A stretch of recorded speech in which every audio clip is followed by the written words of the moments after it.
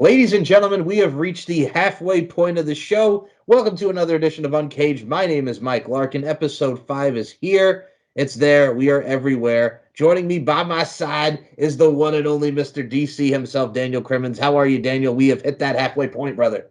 Maggle, it is great to be back. We got a great show tonight. Great show. I mean, we always do.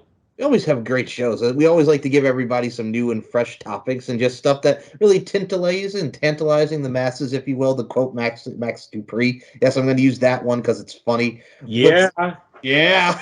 But still, we're going to hop right into it, man, because I know summer is at its end here, folks. But by the time you hear this episode as well, It's been deleted. It's been deleted, but I think we would be remiss if we did not talk about SummerSlam matches. And we'll probably do the best ones in season 3, but tonight we're talking about the worst SummerSlam matches in the SummerSlam ever. Oh, man. We both remember a time when there was the Big Four. It was WrestleMania, Survivor Series, Royal Rumble, and SummerSlam. Yep.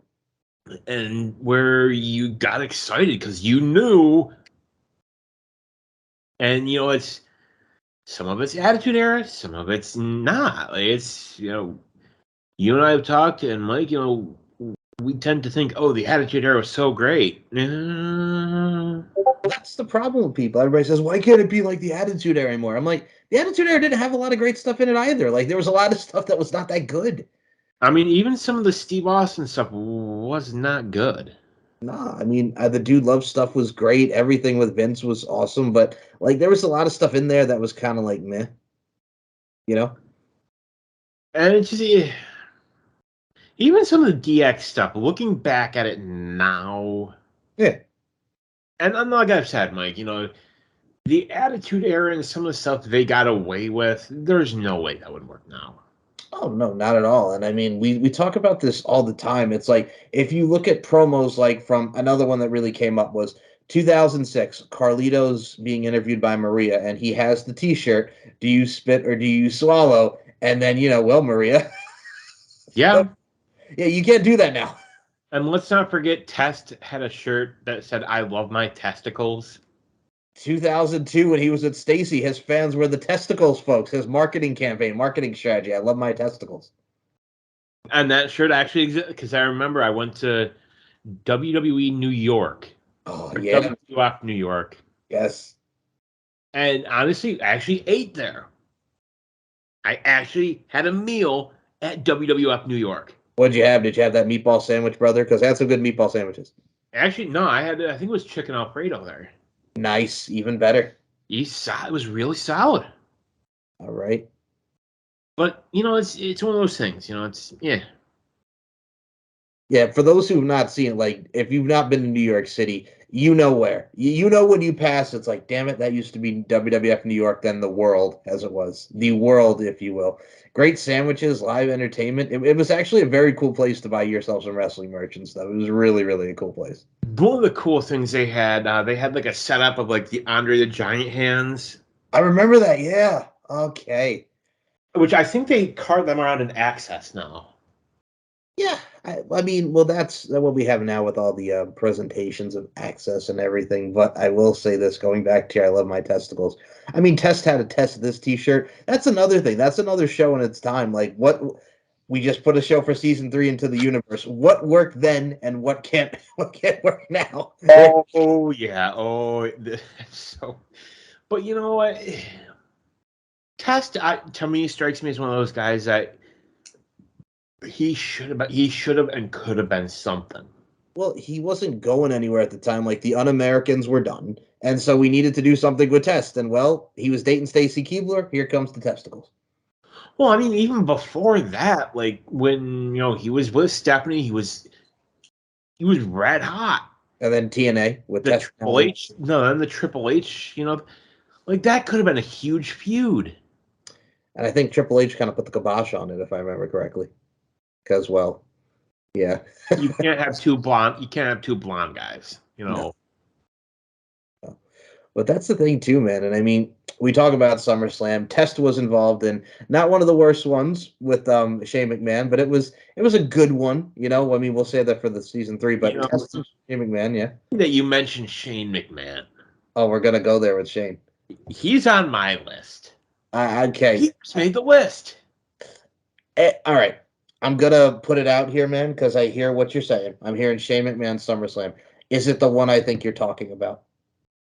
2003. Yes! Eric Bischoff. That was on my list. Who? Where do we even begin? I'm sorry, but that cracks me up. You have Eric Bischoff wearing this karate outfit, wearing like he's got the gloves and the little foot thing. It's like it's SmackDown. Here comes the pain all over again.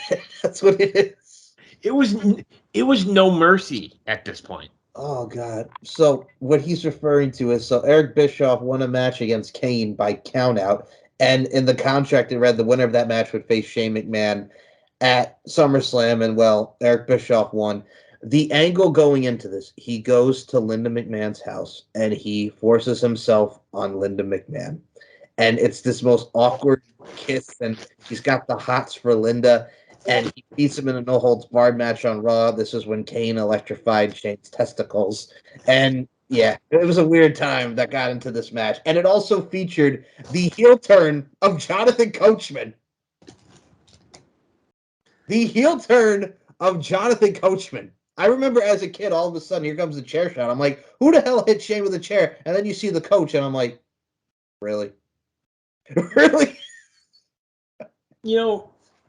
There's a video on YouTube, and I think it was one of those things where it wasn't supposed to happen. Yeah. Of him getting scared by Kane's pyro. And he falls off the chair. He's leaning almost all the way back.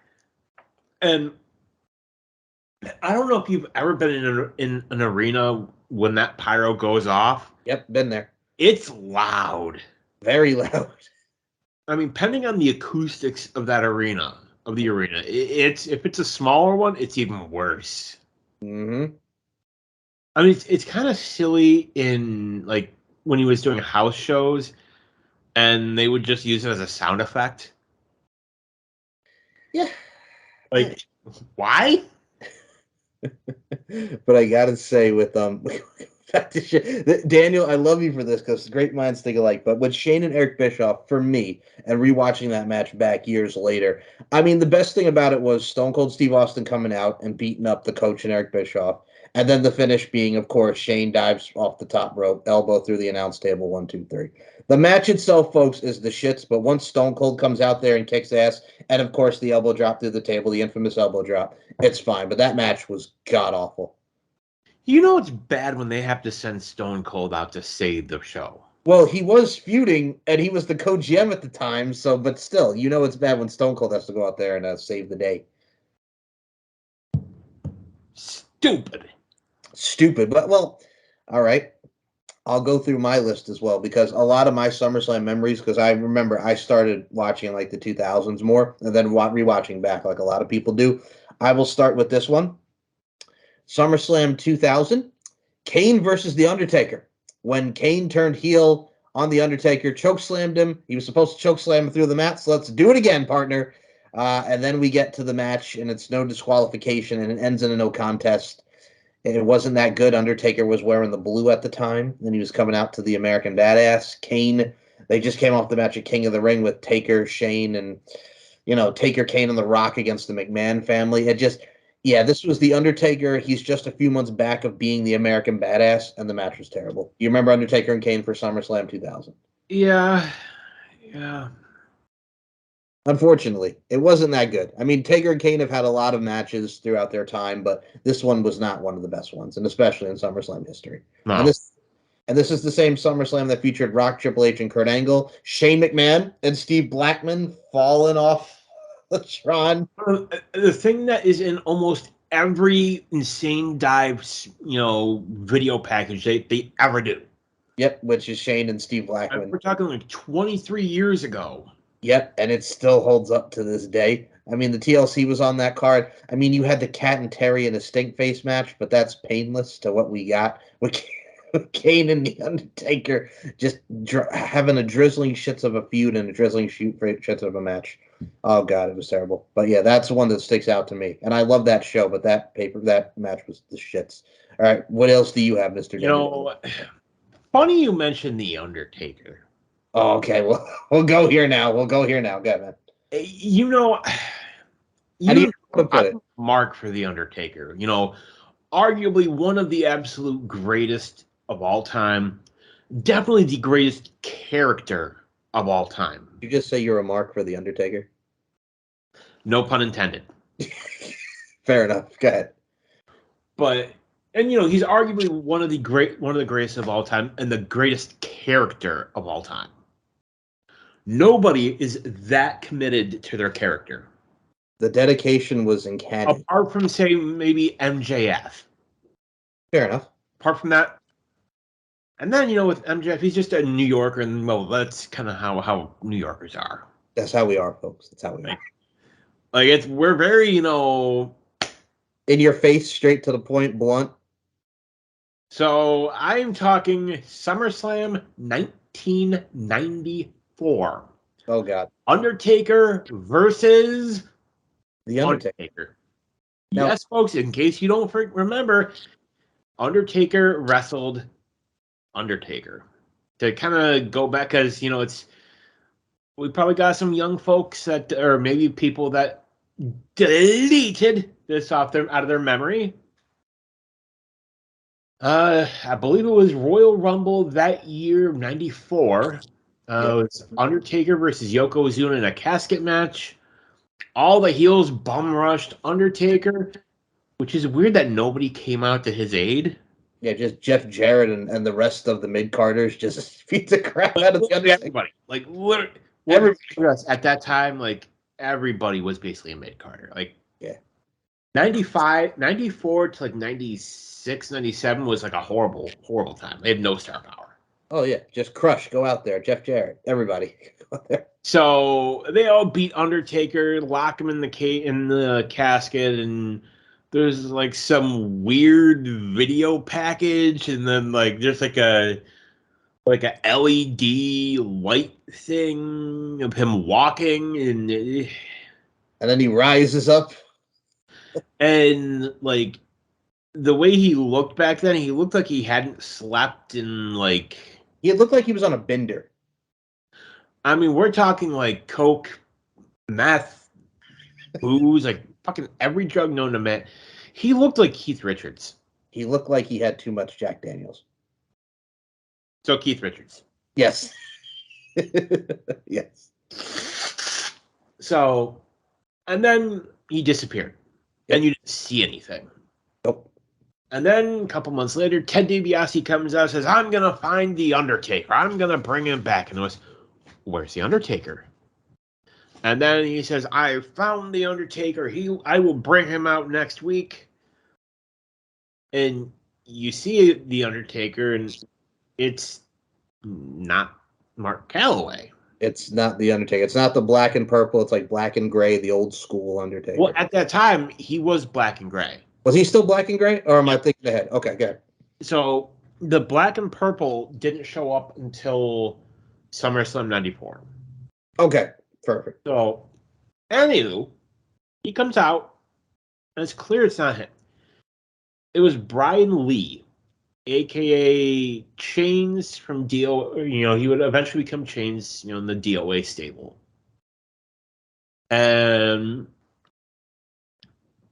DiBiase attracts him with money. And then Paul Bearer comes out. Oh, that's not my Undertaker. Oh, no, that's not my Undertaker. And there's a whole thing he said to his Undertaker will be at SummerSlam. And they worked in Leslie Nielsen from Naked Gun. Naked Gun, baby. It's one of the best skits ever. And it was really cool build-up. Like, it was a great story. And then, you know, you see DiBiase and the Undertaker. Well, the fake taker, the Underfaker. come out, and they're sitting there, and it's like, okay, that was cool. And then you see the lights go out, and a different version of the Undertaker theme come on, and you see the old double wide, double deep casket that they had to make especially for Yoko, which he never used. Like, nobody that needed that big of a casket ever had to go in it. Mm-mm. I think they ended up burning it. I'm sure they did. I mean, well, there's no use for it at the time. They didn't use it ever again. They used it in the Shawn Michaels Undertaker Rumble match. The Rumble 98 where he got hurt? Yeah. Okay, you're right. So then, he comes out in black and purple, and it's clear that's him. Like, he lost weight and he looked taller. Yeah. So, and there was a cool face off of like the two of them just like looking at. I think Mark Calloway is about 7 foot. Like 6'10", 6'11". Brian Lee, I think, was only like maybe 6'8". Yeah, he was a couple inches shorter than. I mean, it was a noticeable. Like, even before Mark Calloway came back, and they had Brian Lee, and he was wrestling as Undertaker. Hmm. He just wasn't really moving like Taker. No, you could tell there was a seismic shift and a seismic differential there. I mean, Brian Lee at the time, he was doing Smoky Mountain Wrestling. He would later go on to be, like you mentioned, Chains and Disciples of Apocalypse. He was in ECW for a little bit. And side note, he was in Smoky Mountain Wrestling with a guy who would wrestle under a gimmick called the Unabomber. Yes. Who would go on to become this guy named Isaac Yankem. Would then go on to be this guy named Kane. And is now Mayor Kane, which I wish he would. I wish he wouldn't have, but okay, yeah. I wish he would just stop talking. Like, seriously? Like, he can just shut up? Shh, don't speak, Glenn. You mean, shoosh? Don't speak, Glenn. Don't speak. But yes, no. I remember watching this match later on because it was on one of the Undertaker DVDs. The match is very what it is. It didn't move me. It was just the Undertaker just beating him. You know what I'm saying? It was the Undertaker doing Undertaker things. It wasn't one of my favorite matches. The build, like you mentioned, was great, but the match was just whatever.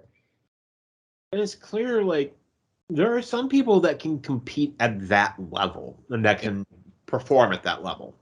Mm-hmm. Mark Calloway can, even Charles Wright, aka Kama, Godfather, whatever you want to call him, he can do that level. Mm-hmm. Brian Lee couldn't go at that level. No, and he wasn't ready, but I guess him and Undertaker were boys at the time, and they worked each other. I mean, obviously they're not. Yeah, the Bone Street Crew, yes. But oh yeah, no, they're not friends anymore. Let's just put it that they're not friends anymore. No. Folks, if you want to know the whole story, Google that shit. It's out there. It's out there.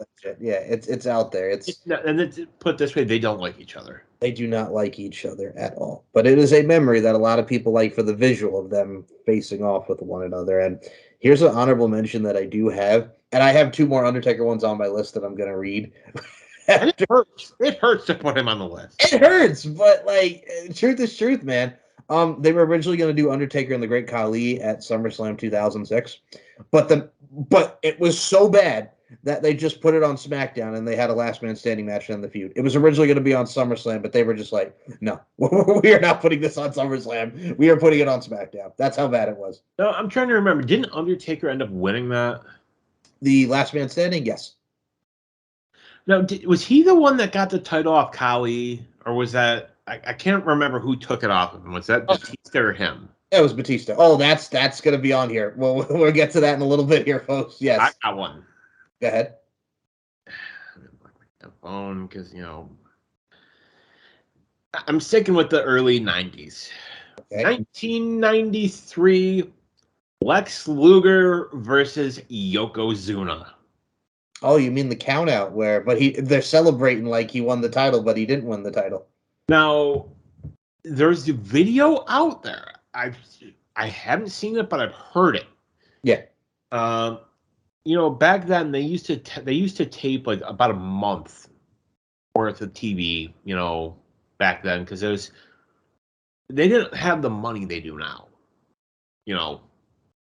So there's video out there of Lex Luger actually coming out wearing the WWF Championship, wearing the Winged Eagle.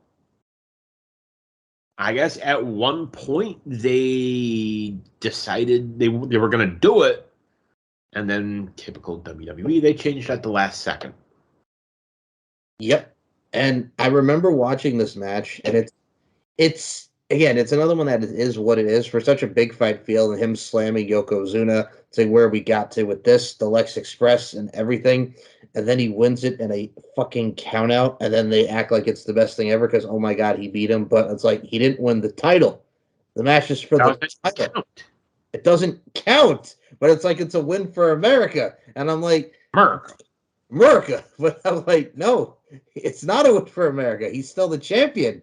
Like, what are you talking about? And I guess I'm gonna just jump in right into my next one. Good. And it pains me because I am a mark for this person. Oh, don't tell me it's Mick Foley. 2013, Kane versus Bray Wyatt. Okay. First of all, I was kind of close there because I know you love you some Mick Foley. I was about to say if you put Mick Foley on this list, nope, I will never. No. You never. Okay. Never. Never. All right. We have touched upon this in our Bray Wyatt episode, folks. Go back and listen to it. Bray Wyatt and Kane, the Ring of Fire. It's an Inferno match without setting them on fire. The match was what it was. The Wyatt family got involved and Bray won. They put a flame retardant blanket over the thing. Yep. And entered the ring that way. The story was good going into it for being Bray's first feud, but the Wyatt family's first feud against Kane made sense. But the execution of the match was terrible. It was terrible. It was really, really bad. They did that. Inferno match without setting him on fire. The Ring of Fire. The Ring of Fire. The Ring of Fire. Hello, I'm Johnny Cash. But yes, no, that would pain me too because that was not one of his. Well, for a debut match for SummerSlam, it didn't really hurt and hinder him because the Wyatt family would go on to have that infamous feud with the Shield not too long after this. So it helped. It helped. He stayed relevant. He stayed doing his thing and became the superstar that he is. Really didn't hurt the group that badly. Oh boy, what's your next one, Mike? God, all right. I'll stick with the early 90s because I do have a couple more Undertaker ones, but I'll get to those after I get to this one because it needs to be said. Diesel versus Mabel, SummerSlam 1995 for the World Wrestling Federation Championship. They had Mabel. Surprisingly, Diesel didn't tear a quad in this match. He did get hurt, though, by his ass. All right, did you remember the story that Kevin Nash told about this? No. So Mabel sits on him, hurts his ribs, hurts his back. And he screamed at him in the back after that, like, what the fuck are you doing? And Vince McMahon, according to Kevin Nash, was looking to give him his papers right there on the spot. And Kevin Nash was like, no, we're not going to fire him. But he's like, he didn't last too long after that anyway. So there was a whole brouhaha after the bout. But this match was... I do remember that. And Mabel, if I'm not mistaken, he was young. Like, he was a kid. Yeah, he was a young cat, too, at the time. He was still young. And they have him beat The Undertaker, beat Savio Vega, and he wins the King of the Ring. Kill the Undertaker. Yes, very much so. He nearly killed the Undertaker, and he beats fucking Savio, and he wins the King of the Ring.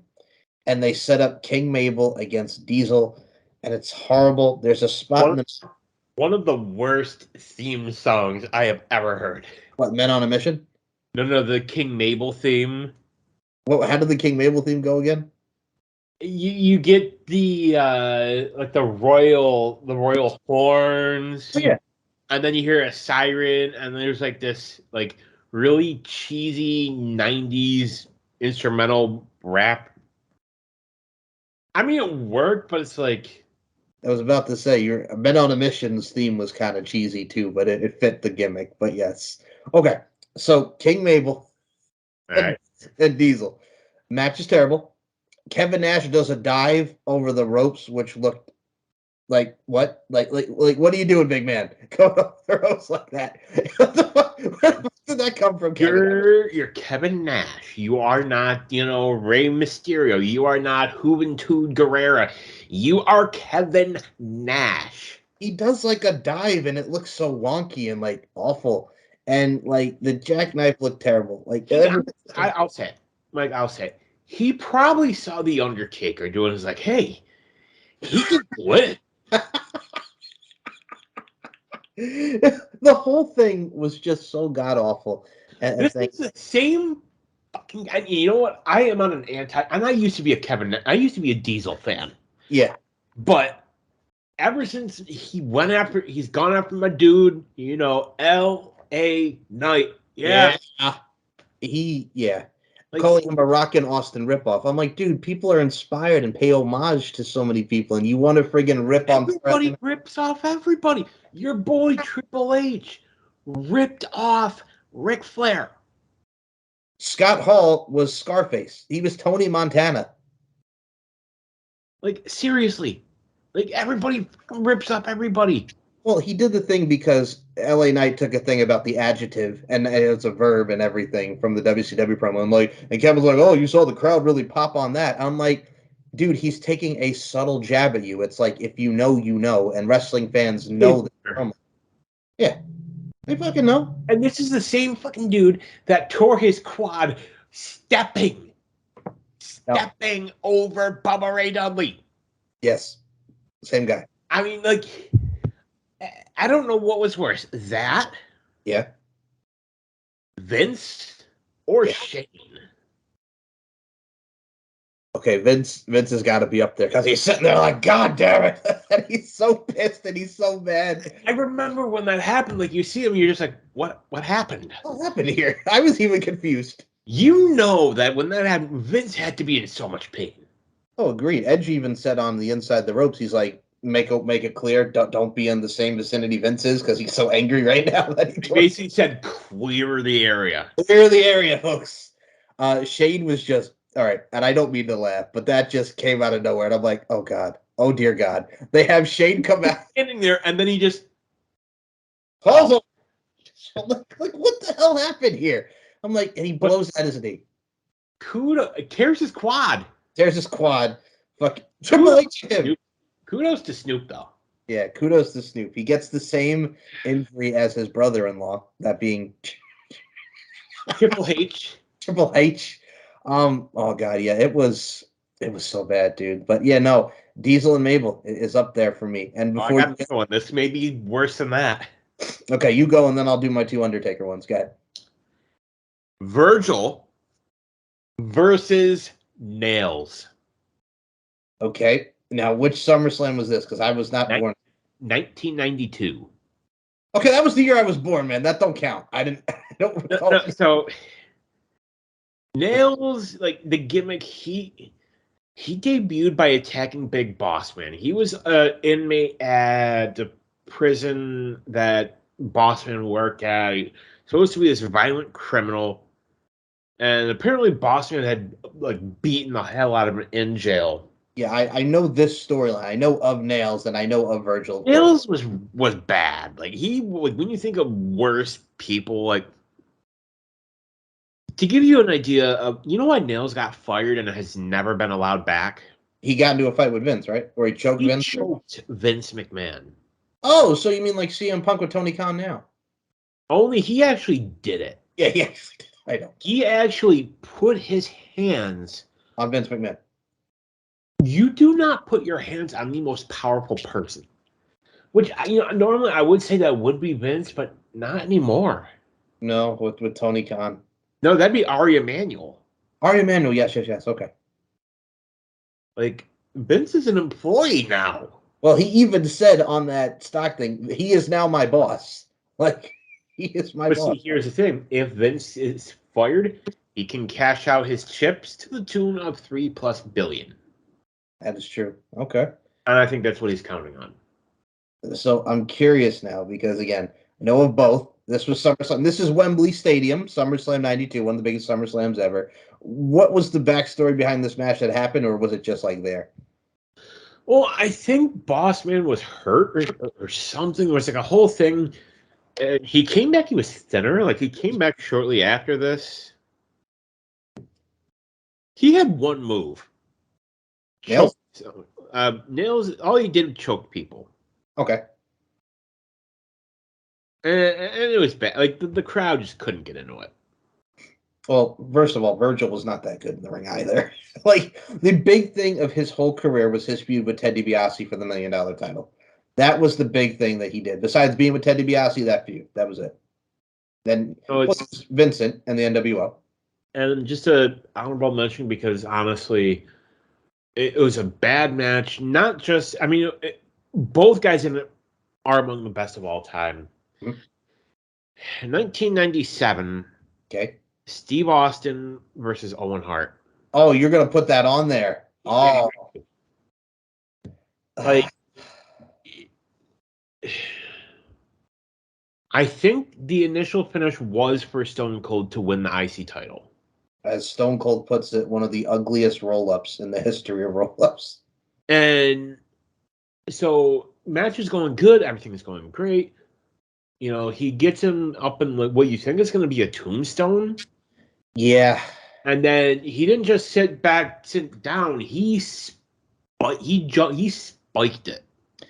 It was rough. It was really rough. And I don't know if maybe Austin, you know, like his head was too far down. You know, it's one of those things, you know, it's a Monday morning quarterback. You can analyze it to death, and people have. Mm-hmm. And, like, you can tell Owen was, like, freaked out. Like, he was like, you know, what do we do? What do I do? Well, he does the that's it thing, and then the ref is like, he's hurt. He's hurt. Like Earl Hebner's all in there, like, he's hurt. He's hurt. And then, you know, he kind of, like, walks over and, you know, like, has his back to Austin. You know, he kind of, like, leans down because I think he's trying to help him. Like, it's basically saying, like, Pin me, or I'll pin myself. And then, you know, Austin, with what strength he has, and, you know, kudos to Owen for basically trying to, you know, do something. Call an audible. And then it just, you know, the referee just, you know, super fast, kind of like 1, 2, 3, it's over. That image of him raising the belt and then falling over. And basically, like, he couldn't even hold, he said he couldn't even hold the belt. And truth be told, he actually has that belt. That specific IC title, he has it. It's his. Like, he told Vince, I'm keeping this. I don't blame him. And I mean, I'm sure there was resentment a little at the time with him and Owen, but I don't know. Did they ever make peace before his death? I think they did. Which is good. I mean, it's one of the iconic matches, and a lot of people forget, like, that match was originally, was it the Kiss My Ass match, right? Like, it was a stipulation match. It was the Kiss My Ass match, right? Maybe? Yeah, I think if Owen won, Austin would have to kiss his ass. This was the original one before The Rock and Billy Gunn in SummerSlam 99, which... That's on the list. As on the list too. All right, we'll do that one now. Rock and Billy Gunn, SummerSlam '99. This big, large woman. This whole lot of woman here, folks. Whole lot of woman. Whole lot of woman. BBW City, baby. Yeah. And he found it. Billy Gunn said, "Hey, I'm an ass man. You're gonna kiss this ass." And The Rock and Billy Gunn had it, and they have the match. And the ending was the best part of it because it ended, number one, but number two, that large woman's ass got Billy's face all up in it, rock bottom, people's elbow, 1, 2, 3. I mean, that was almost as bad as Vince getting his head shoved up Big Show's ass. That wasn't even at SummerSlam. That was Unforgiven. Yeah, the Hell in a Cell with the blood and hepatitis. Hepatitis. But yeah, Rock and Billy Gunn. Oh god, I mean, here's my thing about that time period. He wins the King of the Ring, and they're trying to push Billy Gunn. They're trying to do something with Billy Gunn. Didn't go anywhere. Like, it was like a failed push, because then immediately he was back with the Road Dogg. They tried. Ugh, It wasn't, but you know what? He turned out good for him. true. He's in phenomenal shape, still killing it. All these years later. He's in the 60s. And how's Road Dogg doing? Well, Road Dogg is hosting his own podcast now, and I mean, he's still with WWE though. He's still doing like agenting and producing and stuff. So I mean, he's still there. But yeah, oh, good old Road Dogg, Road Now, Daisy Dog. our next three are all your next two, and my next one is again an Undertaker match. I have one before we get to the Undertaker. You said SummerSlam '92 for Nails and Virgil, right? Yeah, I'm gonna go a year later. Bret the Hitman. No, not okay. Well, two from this one. Bret the Hitman Hart and Jerry Lawler, and the Undertaker and Giant Gonzalez in a Rest in Peace match. that was on my list too. Alrighty, because I was going through my list here. So we'll start with Bret and Jerry first, because this was before the Kiss My Foot stuff. But Bret Hart wins the King of the Ring. So you're thinking, okay, because he talks about the time, like, we're going to get that push, you know what I'm saying? We're going to go this route, we're going to go that. It was originally supposed to be him and Hogan, but Hulk Hogan brother said, no, I'm not putting Bret over. I'm not Hogan never put anybody over. I know, but at the time, Bret was pissed because he's like, yeah, he's not worthy of, beating me or whatnot. Hulk Hogan being Hulk Hogan, brother. And so Bret's new direction was, I'm going to go feud with Jerry the King Lawler. And he was not happy about this. And mind you, Jerry the King Lawler had just come to the company. First feud, Bret Hart said a lot of stuff about the Hart family. But the match was not that good. It was what it was. Then this would lead to the Catch My Foot match. But what were your thoughts on Bret Hart and Jerry Lawler? Not good. For his first feud in WWE, Jerry Lawler and Bret Hart, but you could tell Bret did not want to do it because he was still pissed at the fact that Hogan did not work with him. Bret was a salty bitch. He was. I mean, he's very much... Still is. He is, but can you admire him for his morals and his... Yeah, absolutely. Right. In this instance, like, say what you want about Bret later on. And I mean, 97, that's a whole other topic for that'll be season 3. Yep. Bret Bret never wanted to put Shawn over at WrestleMania 12. Nope. But he recognized that's what was right for the business, and he did it. Yep. Funny that it wasn't until years later when, he turned in Hogan. Yeah. we're gonna get to that match too in a second, but we mentioned Honestly though, in this instance he was right. Hogan, and this is the problem when you give wrestlers creative control. Mm-hmm. No wrestler should ever have that. I don't care who you are. I don't care, nowadays I don't care if you're Kenny Omega or the Elite in AEW or whoever. Or whatever freaking company you're in, if you are told you're losing to this person, do the job. So let's say, for example, Roman Reigns shows up on SmackDown, and they say to him, Roman, you're dropping the title to Logan Paul. He'd do it. He's a company man. I think he would put up a stink, but honestly, I think he'd do it. Everything has changed. Honestly, we are in uncharted waters right now.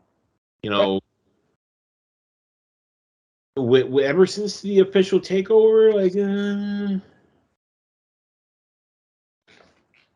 so I do want to make a quick an aside observation. Sure. You look at all the people that they let go. Mm-hmm. Some of the names not surprising. I mean, Shelton Benjamin, yeah. Dana Brooke, yeah.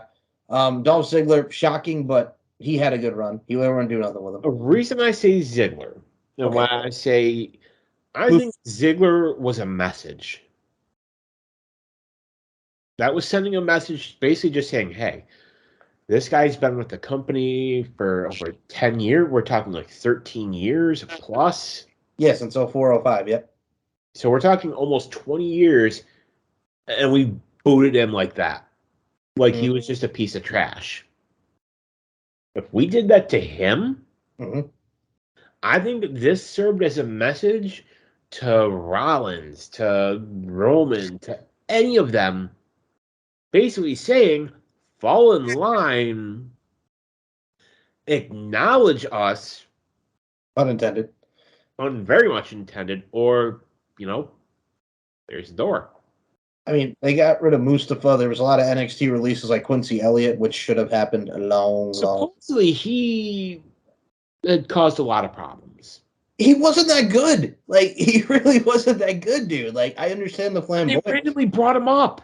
I know, they just brought him up like, oh, here's Quincy Elliott debuting next week. What? He was never on TV once. I mean, he did level up, but it was just like he did like a couple matches, like, oh, Quincy Elliott next week. What? Like, No. I mean, they drafted him in the last draft.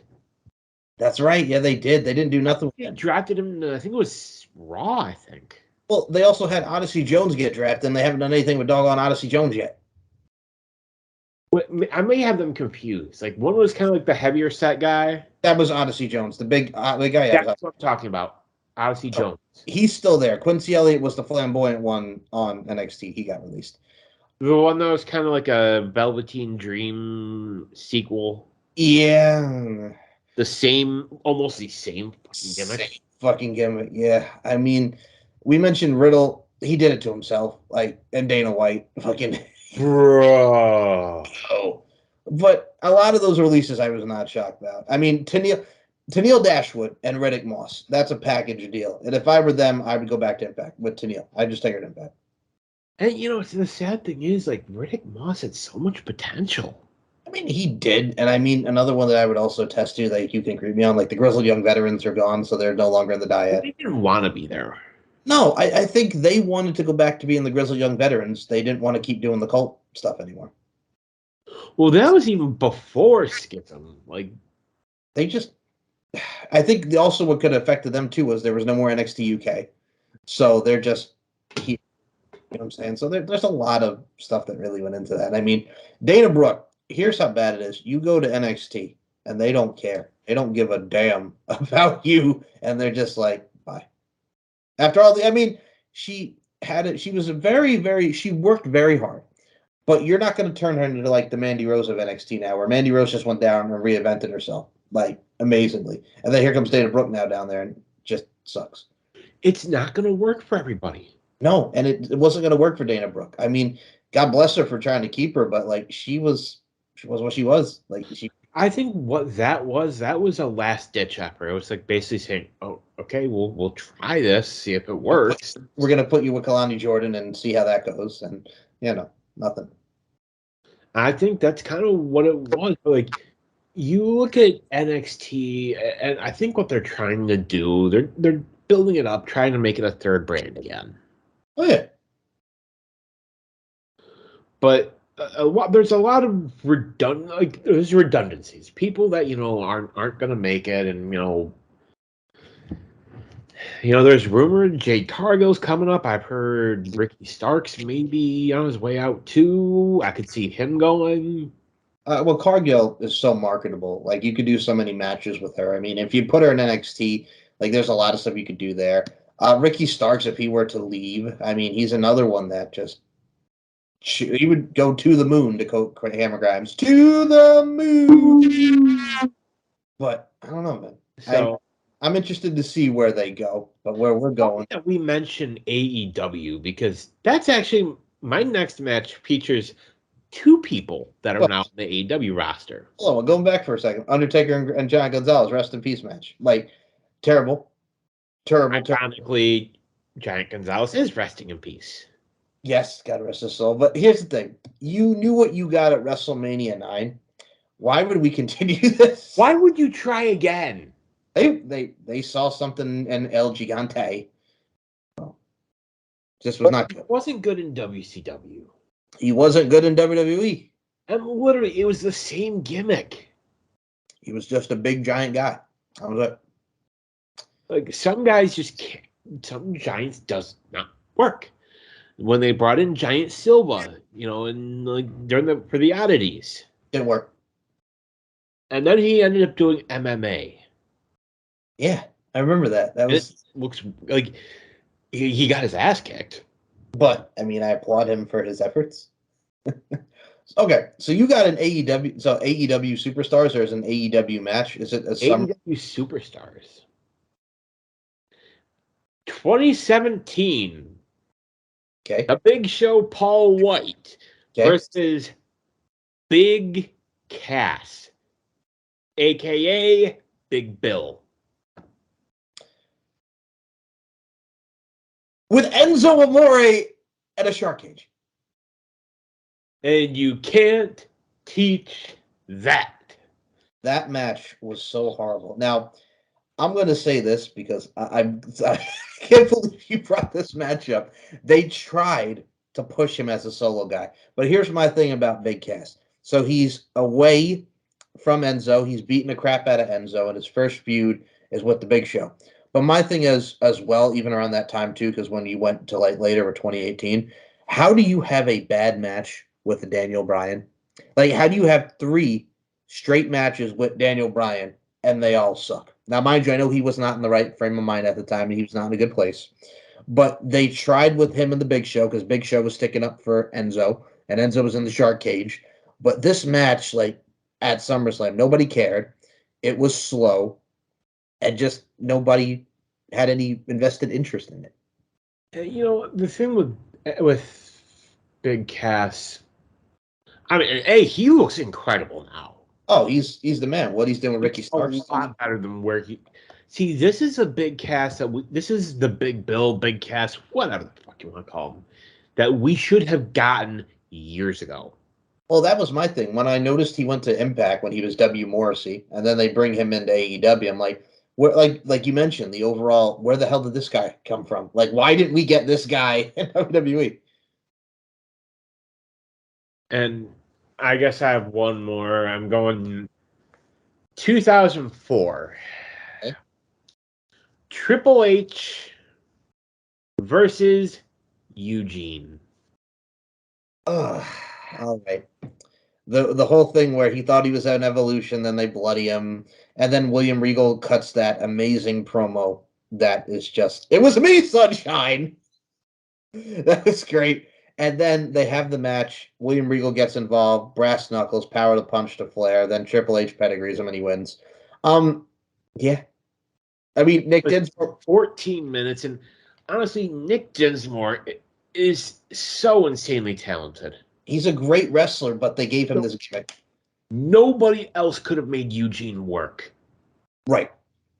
Much like nobody else could have made Goldust work. Right. There are some wrestlers that are so freaking good that literally they could turn chicken shit into chicken salad and make it work. But this match did not work for me. I mean, Triple H was coming off the feud with Chris Benoit for the world title, and then Eugene cost him the match for the world title. And we don't say that name. Remember? I know. Sorry. That guy. And he who must not be named. He must do not be named. Yes. And then Triple H gets into a feud with Eugene, and it's like first of all, you knew Eugene was not going to win, like at all, like at all. And yeah, it happened. I try to forget that one, but I also have Eugene on my list too for another reason. Are you ready for this one? I am. Kurt Angle and Eugene, SummerSlam 2005 for Kurt Angle's gold medals. They had Eugene out of everybody at the time. Matt Stryker, who came so close to beating the Kurt Angle Invitational. You had Eugene with Christy Hemme survive Kurt Angle. It's supposed to be this feel-good moment, kind of like, the Special Olympics. Anyway, that's not the point. You have them wrestle in Washington, D.C., the state capital. America, folks. America. And people booed Eugene out of the building and wanted to see Kurt Angle whoop that ass. Just literally beat the shit out of Eugene. Kurt Angle just talked about this on his podcast. He beat the shit out of Eugene live on, and he worked stiff. Yeah, it wasn't even a match. It was a squash. It was a he gonna fuck that boy up. Yes, it was. I hate this. Give me back my fucking gold medals. You should have never taken them from me in the first place. I'm trying to imagine the conversation when they even talked him into losing the medals in the first place, like that whole thing, like. Right, Kurt. See, we have this character, Eugene, Nick Dinsmore, great wrestler, but he's playing a special character, and we're going to incorporate like it's the Special Olympics, and they gave him a gold medal. You're going to lose your gold medals, but you'll win them back in the state's capital. But out of everybody that we've had here, we're going to have you lose it. Like, and it's funny because earlier you talked about Jerry the King Lawler. Oh, see, I think I know which match you're going with for SummerSlam. I think I know which one it is. What one are you thinking? All right, so if I'm in later years, I would say him and Taz from SummerSlam 2000. No, but that's Okay. up there as well. All right, go ahead. I'm talking 1996. Oh God, I think. Oh God. Oh God. Jake the Snake Roberts. So okay, wait a minute here. So Jake comes off the infamous Stone Cold match at King of the Ring, Austin 316. It's born. Then he goes to the feud with Jerry Lawler. If I remember, wasn't Jerry Lawler like making fun of him for being a drunk? Yeah. And that was the basis of the match. Which, even then, you knew, like, if you look at Jake Roberts then, Yeah, he was out of shape. Got him help. Oh yeah, he was out of shape. He didn't look good at all, and it was horrible. It was tough to watch him. And it's sad. Like, it's really, really sad. And as a kid, like I remember watching around, it's just like, oh, okay, it's he's talking about his demons. I was like 9, 10 years old at this time. Mm-hmm. But as an adult, you watch and you're just like, ugh. This is fucked up. I don't like watching this. I don't like it. No, he went into his demons, and they bared it all out there. They let it all out, which led to this match. And I remember watching this match years later. It's ugly. It's an ugly piece of business. It's like I think right before this, Jerry Lawler and Ultimate Warrior had a match on pay-per-view. I think that was the King of the Ring. That one was even worse. But this was not good at all. And my next one is actually a 3 back-to-back years, all one person. Okay, I'll go back to my Undertaker list when you're done. Go ahead. 2007, 2008, and 2009. Okay. The Great Khali. I was there for this. 2007. I was there. Yes. And matches, so the lesser pay-per-views, yeah, you can have a match end in a DQ, no problem. Yeah, but SummerSlam? No. SummerSlam, Survivor Series, Rumble, Mania, no. Dude. Those are the big ones. 2008. Yes. Triple H. That was even worse. You had the crowd screaming, "You can't wrestle." At the Great Khali. If Triple H can't get a good match out of you, then you know you're bad. There's only one person that has been able to solve the Great Khali conundrum, and that is John Cena. And then the last 2009, yeah, Kane. All right. It's funny you mentioned SummerSlam 07, not just because of the fact that I was there. Like, I put that whole entire card. That pay-per-view was terrible. There was only one good match on that show, and that was John Cena versus Randy Orton. This is the same show that had John Morrison and CM Punk, Kane versus Finlay, a babyface Umaga against Carlito and Mr. Kennedy for the Intercontinental title, the return of Triple H against King Booker for the Fight of the Kings. Yes. Booker! Ray coming back against Chavo. But this match, Batista and Kane had fought Khali at the Great American Bash, and Khali won. Then they do this match, and they continue the feud after this until Batista beat him for the title. But this was it was slow, it was plotting, then a chair got involved, and it was a DQ.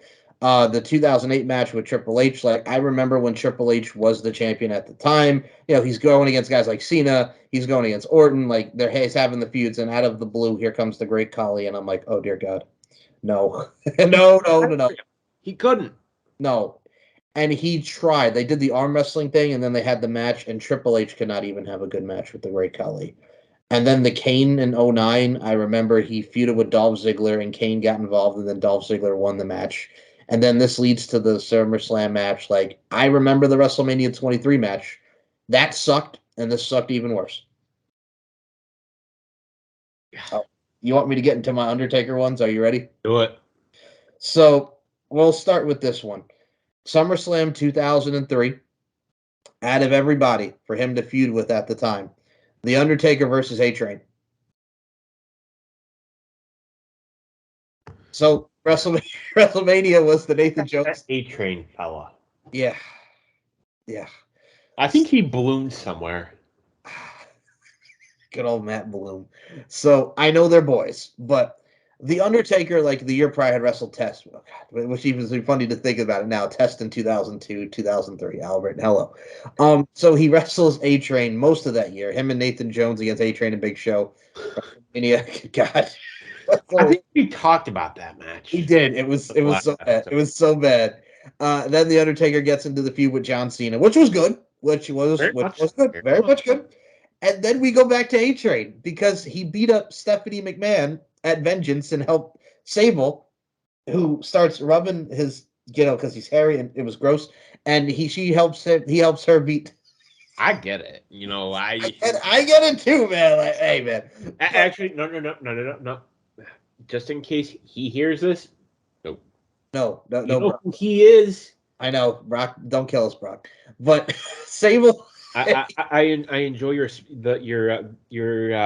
spice blend, Brock. He does. He loves it very much. It's actually, if you ever have a chance to get some, it's actually really good. What is it? The Brock Lesnar what? Brock Lesnar blend. It's by Bearded Butchers. I will have to check that out. Honestly, it's really good. Like it's got a little bit of heat to it, but it's not too powerful. It's actually pretty good. It's a great on a burger. Okay. I will take your word for it. You never steer me wrong. So Taker and A-Train have this match at SummerSlam. Sable is with the A-Train. Then Sable tries to get involved. And then here comes Stephanie McMahon. And to quote Joey Styles, cat fight! We have ourselves a cat fight, and then the Undertaker wins with a chokeslam. Match was just he went from starting out with the year with the Big Show and the A-Train, then going to Cena, then back to the A-Train. What year was this again? 2003. Okay, so it was like right around the time where he was transitioning back into the Dead Man. Yeah, like later that year, he would have that Buried Alive match with Vince, and then it would go back to being the Dead Man. And I just remember, like, he's a heel, and then, like, overnight, he's, like, he had the deep voice. And then he has, the Texan accent, and then, like, he's a bad guy, and then he's a good guy, randomly a good guy. Well, that year in 2003, he was a good guy the entire year. Like then the Dead Man stuff, he was, Well, you know what I'm talking about? Like he was a heel, and then like it wasn't like a slow transition. It was just like a guy again. Well, you remember why he turned babyface like the year before in 2002 is because like he was giving Jeff Hardy his props, and you saw it. But like once the Un-American feud happened, like and he's got the American flag, America will turn you babyface. Boy, and then. Now, when he got rid of rolling, what? That dude. He had the Dead Man theme there, Dead Man, which was cool. And then you have the lyrics. They added the lyrics. Going there now. Gone and made a big mistake. Is now his theme song again whenever he's gonna be on TV again. I'm just going to say, like, that song is still better. Y'all gonna pay. There's no forgiveness this time. Oh, loved it. But, besides that one, I had SummerSlam 2004, The Undertaker versus JBL for the WWE Championship, which ends with interference out the wazoo and JBL getting chokeslammed through his limo. It was, yeah. And then my other one, besides The Undertaker and JBL, but you can put that whole Undertaker-JBL feud in there. Daniel, you know where I'm going with this one? I think you know. I think you might know.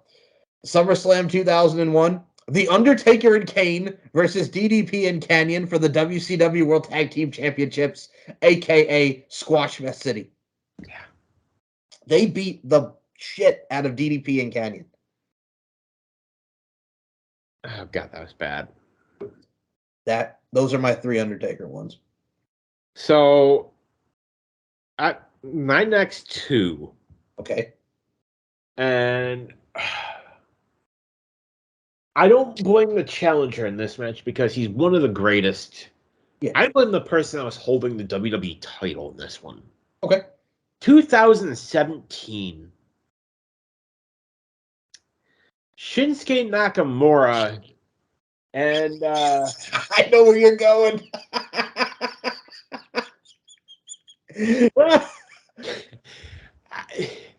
the fact that he was still the WWE champion is still just like for as long as he had it. Yeah, go ahead, say it. Jinder Mahal. Don't hinder the gender, brother. And I'll say the only reason that Jinder lost the title when he did was because Brock Lesnar said no.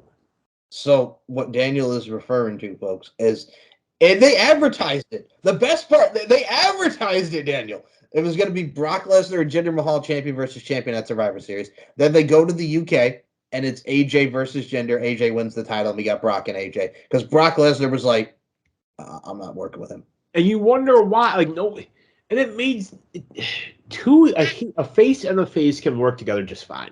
Yes, but we're not going to have 2 heels. You need somebody to cheer for, and people hated Brock because he's a part-timer. Yeah, and they hated Jinder because it's like, good God, why are we putting the belt on this man? I mean, I know why, India, and he got to wrestle Triple H in India, but that whole world, he was a J-Bron before this. He was an enhancement guy. He was just losing to everybody, and then all of a sudden, SmackDown's land opportunity, he wins the 6-way, they bring in the Singh brothers, and his whole title reign was, the Singh brothers are going to help me beat Randy Orton. The Singh brothers are going to help me beat Shinsuke. Like, the match at SummerSlam was not that good. I mean, the whole feud was just him making fun of the fact that he's Japanese, and he can't speak English, and then making funny faces, and then he just wins with the help of the Singh brothers. The match was horrible. And like Shinsuke, until we got to 2018, like the Rumble win, no speak English. But yeah, Sorry, no speak English. But yes, it's one of those things that like it worked. Like it was so wild, but you know what, Shinsuke. This is what I love about the guy. Like he can make anything work. I mean, well, you finally bring him up to the roster, and he's going against Dolph Ziggler, and then he's immediately in this title feud. Like, they had him beat Cena, and then he's in this title feud with Jinder, and you have him lose straight falls to Jinder. Like, they had him lose to Jinder. Like realistically, like they could have gone with Brock and Shinsuke. They wrestled before. Yes, in New Japan, correct. The next one, again, hurts me to have this guy on there. Yes. SummerSlam 2020. I think you may know where I'm going with this. Yeah, go ahead. Universal Champion Braun Strowman versus The Fiend. Oh, man, you got Bray Wyatt on this twice. And like the match was terrible. Well, the feud was interesting. I mean, with the layers of Alexa Bliss and everything, but the only thing that really made the match that people talk about it is because Roman Reigns came out afterward, and that started just randomly like spears both of them, and you're like, oh, Roman's back, okay, and he's acting heelish. And you know what? To me, that was one of the greatest things. It's like, okay, Roman's now this isn't a good guy, you know. And you talk about character refreshes, night and day. I mean, he needed it, and in the worst way. In the worst way, like, but with how this kind of intertwines with the Fiend and Braun Strowman, like, dude, that match, we talked about this in the last episode of Bray Wyatt. We went from him against Firefly Funhouse Bray, then the Swamp, and then this. But this conclusion, you knew like the Fiend was gonna win, and then, but it wasn't that good of a match.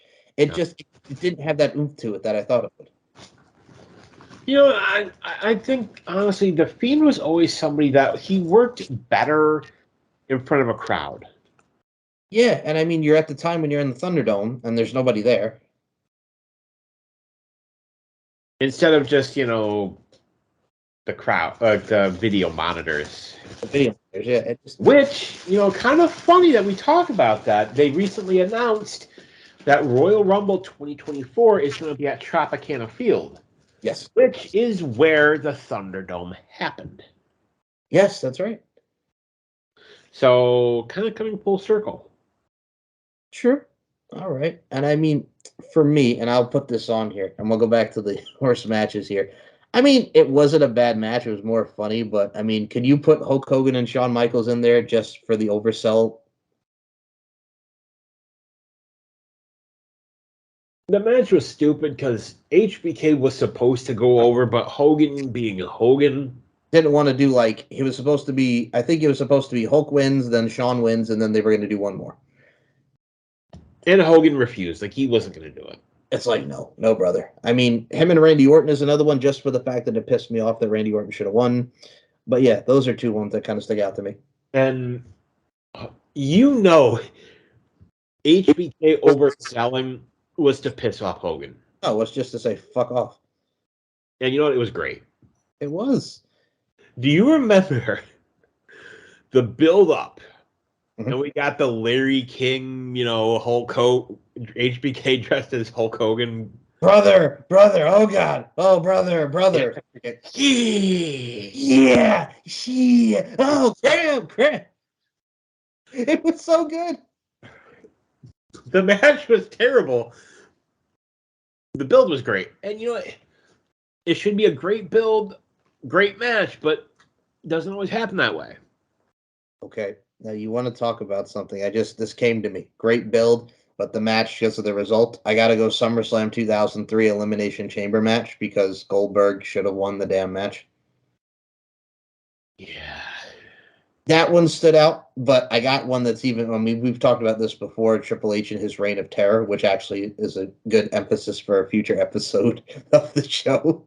But another one that sticks out to me that's even worse than that because I have it on my list here, Daniel. SummerSlam 2004, Kane versus Matt Hardy till death do us part. Matt Hardy. Matt Hardy. Okay, so they had a match at Vengeance. That was no disqualification. Then Matt won. The baby is not his. It's Kane's. And the loser of this wasn't his fault. Well, we didn't get to Snitsky yet. That would be later. And then Matt's just like, yeah, we're gonna fight. And they have the match. Kane wins. Then they get married. And then Kane chokeslams Matt off the stage. That happened till death do us part, 2004. Kane and Matt Hardy. I would not recommend it to anybody. And you know what? This next one. Yep. Hit me. I only remember because I was rewatching old clips of Tough Enough. SummerSlam 2010. Oh God. For the Divas title, Alicia Fox and Melina. What's your favorite match? Melina versus Alicia Fox? Who? Wasn't that Cameron? Cameron, who would go on to, yes, Cameron of the Funkadactyls, good old Arian Andrew, who randomly showed up in AEW to be Nyla Rose's tag team partner. I remember all of us in Max and RWT were just like, what the fuck is going on? Why are you here? Remember that? We're like, why are you here? Why are you here? Remember that, Daniel? Oh, yeah. Like, why? Why do we need her here? Girl, bye. Then she showed up at the Royal Rumble this past year. I was like, I couldn't believe that they put her in the match. Oh my lord. It's funny you mentioned SummerSlam 2010 because I like the match, but the ending. And we talked about this in our previous episode as well. Team WWE versus the Nexus. Wrong person won. And the thing with his Cena will now even admit it. It was wrong, yeah. And it's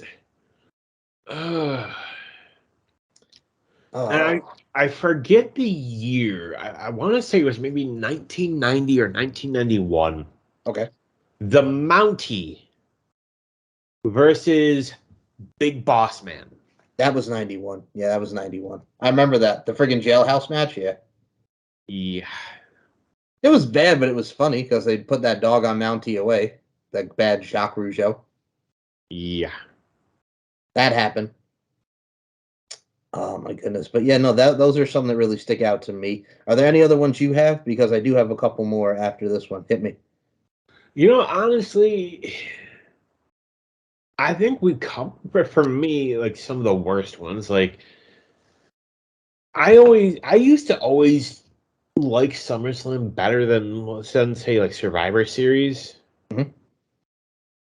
Like, it always had, and this is part of the problem now is you don't have the big fight feels anymore. Like, the last one that I can, in the last couple years, the last Brock versus Roman. Yeah. Well, the one with the one with the forklift was fun. That's the one. Yeah, that one was not the shit, though. I don't think that was the shit though. I thought that was funny. No, I'm saying it was good. Like, I'm just saying, like, Mate or SummerSlam is like they don't have it. I mean, obviously, this past year with, or was it Money? Yeah, it was with Jey Uso versus Roman. Yeah. It was Okay. good.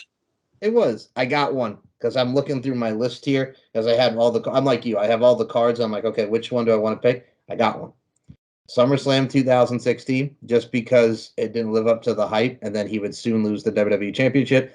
Dean Ambrose versus Dolph Ziggler for the WWE Championship. Now, what were your thoughts on his first feud being with Dolph Ziggler? You know, it's okay. I like John Moxley. I think he is an insanely talented wrestler, but he never fit. No. Like, just watch the Stone Cold podcast. That is still one of the most uncomfortable, Even Austin was like awkward. Like, give me something, man. Like, brother, give me something. I got one for you. Okay. 2014, John Cena versus Brock Lesnar. The Suplex City match? Yeah. Why would that? Okay, why is it your worst? It's not absolute worst, but it was bad. Like, I don't want to see somebody get beaten down. I want to see actual back and forth. Right. You know, and it was just dumb. Like, I get it. Like, the guy had just beaten the streak. But no, dude, no. Okay. All right, I'll give you a couple more on mine here since I was just looking up and just seeing like what really fits. I'll give you a couple from SummerSlam 2019. Goldberg and Dolph Ziggler. Goldberg and Dolph Ziggler. I'll give you Kofi and Randy because it was a double count out, and that involved Randy's father and everything that went into that, and Kofi and his kids and whatnot. Yeah, that stuck out as one. Samoa Joe and AJ Styles with Wendy from 2018. Wendy, remember good old Wendy there, Daniel? Yeah. Yeah, those stick out. But yeah, no, that's just a prime example of stuff like Kevin Owens and Shane McMahon, where before the Hell in the Cell and Sami Zayn turn, Kevin Owens and Shane McMahon was one. But yeah, those are ones that like just looking and just going back into it. Yeah, so those stuck out for me. Hell in the Cell match ending outside of the cell. Yeah, that Like, because he missed. okay. But yeah, no, I think looking back at it, man, we covered it like that. Those are just other honorable mentions that I put out there, but I think we kind of hit the nail on the head, man.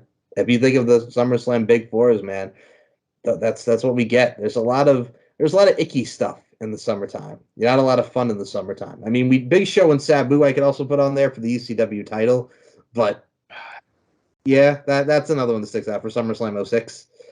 But yeah, a good old Big Show with the ECW title and Sabu. When you had Big Show versus Ric Flair for the ECW title. That should have been on the pay-per-view. Now, I will tell you this. Yeah. At this point, we know Vince brought ECW back just to fucking kill it. Oh, I know. I mean, you had Ric Flair and Mick Foley on that show. All right, well, Ric Flair and Mick Foley kind of count? The I Quit? Yeah. Yeah, all right, we'll put that in there. All right, because those two still, I mean, they say they're cool, but that's how there was still some animosity there. Because Flair didn't think Foley would draw, and a glorified stuntman comment.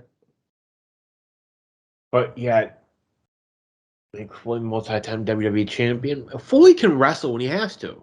Yeah. Yeah, but he doesn't rely on that. Like, he's known for doing what he does.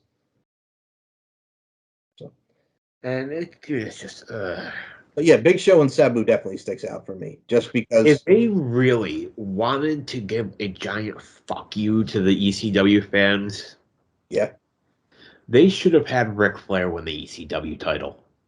See, here's my thing with that. That was one of my favorite matches of Big Show's run as the ECW champion. Probably that was such a good match that I would have loved to see Flair win it. And it would have been a great FU, but I mean, they already did the FU months after that with having Vince and his do-rag. What up, G? What up, G? Excuse me while I whip this out. Do you remember when Vince said the N-word on live TV? We talked about it. Keep it up, my N-word. And I love it, like you just see like Sharmell and Booker look at each other like, tell me he didn't just say that. But in this, like, it was actually legitimate. Like, he just said the N-word. And Vince walking away like, yeah. He realized like, I probably shouldn't have said that. Okay, Vince also comes up on this SummerSlam 2006 again, folks. DX against the McMahons with interference from Umaga, Big Show, and Kane. Umanga. But yeah, DX and the McMahons. Blessed be the name of Vincent Kennedy McMahon. That's all I can say. A guy who's got a victory over God. 2006 was an interesting time period for the WWE. Like, I seriously want to take a day, sit down with Ari Emanuel, and show him some of the stuff and be like, this is what you bought. Yep. Like, and it's funny to like realize what you own now. You own a lot of hoopla. Is what you own, sir. But yeah, as we're winding down here, man, like just really reminiscing about SummerSlam with you. The last couple of years of SummerSlam, I have not hated. I don't think there has been a bad match. It's gotten better. Like, it was hard to like look at like later stuff as I was looking at the trajectory before what we had with Triple H, and I'm like, there's really not. It's gotten better. The presentation's better. Like, I'm looking forward to next year's SummerSlam when that comes around. But yeah, those are some of our worst. I think the thing with the Big Four, give us matches we've not seen before. Yeah, we're happy. If you're gonna do rematches, tell a story like Jey Uso versus Roman was a great. They've worked 3 times now. Great matches. Then they killed it with the fucking bullshit finish. And I'll say it. Jay is the Jeff Hardy of the tag team. He absolutely is. You have him as main event Uso now on Raw with the Judgment Day storyline. You have Jimmy pretty much doing whatever. Doing literally the same thing. Well, yeah, I don't know. I'm waiting to see when Roman comes back. And I mean, I think the only thing I can mention as, again, like Becky Lynch and Bianca, because everybody got so pissed that Bianca lost it so quickly. And know whose idea that was. Yep. Becky Lynch, we're going to make you a heel. Going to turn her heel. And nobody. Turn her into Becky Gaga. Becky Gaga. I like that. To quote the line, tell me when I'm telling lies. There you go. But yeah, no, that. So, folks, that is our worst SummerSlam memories. And when we don't tell you any lies, we tell you only truths, because it's only going to keep getting better and better, because our next episode holds a special place near and dear to my heart, Daniel. It's the first pay-per-view I ever ordered, and we're going to be talking about this Vengeance 2002, which featured an underrated triple threat match with The Rock, Kurt Angle, and The Undertaker, a debut for John Cena against Chris Jericho, Jeff Hardy. John Cena. ruthless aggression. We'll be talking about that. We're going to be talking about Jeff Hardy versus William Regal, and William Regal crying that he lost the European title. We're going to be talking about a lot of matches on that show. Be on the lookout for that. And Daniel, be on the lookout for us in a couple months here. Promo series. Daniel's defending against Dazzy and Teddy for the Knowledge title, and the tag titles are on the line for Daniel and Mo. And I'll be against Beer. Daniel, go ahead, say it. That's what Daniel thinks about promo series. So still check it out, even though he's taking a giant dump on it. The whole dump. Just the whole dumperoo. I'll put it this way. Hit me. You know, I would compare some of these matches. You know, you think Summertime, still nothing compares with. And I gotta take a dig at AEW just because it's so fucking easy. Go ahead. Texas Chainsaw Massacre death match. Jeff Hardy and fucking Jeff Jarrett, just stupid. I'll say it. You have all these people that have played Leatherface. You know, you couldn't have contacted one of them and just said, "Hey, we have this idea. Would you be willing to do it?"